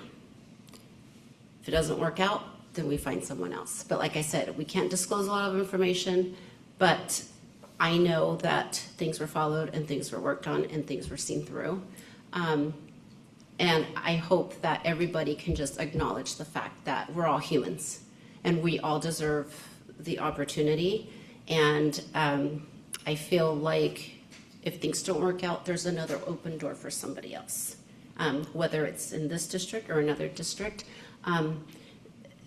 There's a lot that's happening, and for us to hear those many, many years of experience from very valuable employees, it goes to show that this district has done well. So thank you, and hope you guys enjoy the rest of the month, and thank you to everybody here for moving along with these students, and hope you guys have a wonderful summer. Thank you. Mr. Rivas? It was bittersweet to see the retirees. Mrs. Caton was my 4th grade teacher. Seeing Mrs. Lupe Rodriguez, she was my aide too, so it was a little bittersweet to actually them stand in front of me, and Miss Caton said, yeah, we'll sign next to you since, you're our student. And this is also for you guys in here, teachers, admin, principals. Enjoy your time the last 3-4 weeks with your students, whether they're from 5th grade going to YOLO going to high school to the real world. So enjoy this time with them. And I want to congratulate to the new FFA members that are on new roles this year. I went to the FFA dinner. That was a really good dinner. It was a good meeting. And next Tuesday, I will be running my last Olympics. The next day, I'll probably be doing surgery. Probably pull something for Miss Diaz. Please do not record me. I'm trying not to fall. You got it. But I don't know. With that being said, enjoy the time with your students and see you guys at graduations. Thank you. I'm gonna make it kind of quick since it's past my bedtime already. Congratulations to all of our members that retired. That's a lot of years that we're losing, right? And those are the people that put in the time and the effort and the sweat to stick it out through all these years. That says a lot. That says a lot. Anybody can jump on that highway and go to the Bay Area and make an extra $5, $7 an hour. Anybody could do that. But those people that stuck it out here in a small town of Newman for that many years, that says something. And we have a lot of people like that in this district. A lot of people like that. Again, congratulations. Enjoy your clock. Make sure it works. If not, bring it back to Mr. Seha because he probably stole the batteries out of it for his remote. The end of the month's coming up. We have a lot of promotions. We have Alt Ed. We have YOLO promotion. We have the high school promotion. We're doing a lot of great things here. On paper, the couple action items, we did say that we're eliminating some positions, right? But I'm going to be the first person to tell you that number is very, very, very small now, okay? We started it back 4 months ago, and that number was 30, right? My close friends, family members, and everybody else that I grew up with in this town for the last 30 years, right? That number is less than 5, and we're still trying to get it even lower, okay? So I only support the people that work in the DO, but they've been busting their butts for the last 2-3 months to find every single cent we can squeeze out of somewhere. So congratulations to you guys for making that to happen. Continue to do the hard work and try to save the last couple people. The end of the month, graduation, hats off to Mr. Vargas. That guy's amazing. That guy's amazing. Let me tell you something about that guy. Every single month I give him a compliment, and today he comes out with the old dirt and it's gonna get a little dusty in this room, right? That's legit. That's legit. I'm still waiting for one of those lunch cards from Subway though. I'll get one. I'll get one. But thank you to all of our staff at all of our sites. Keep showing up every day. Keep busting your butts. And remember, these kids are going to be sometime, in the near future taking care of us, right? And those are the people that we want to be doing that. Doctors, policemen, firemen, teachers, stuff like that, right? Those are the kids that are going to be taking care of us when we're all retired too, right? So that's all I have for tonight. See you guys actually, probably at the graduation. You'll see us up there. But after that, the adjournment will be, how about 8:20 p.m.? Safe travels, everybody going home, and enjoy the rest of your work week.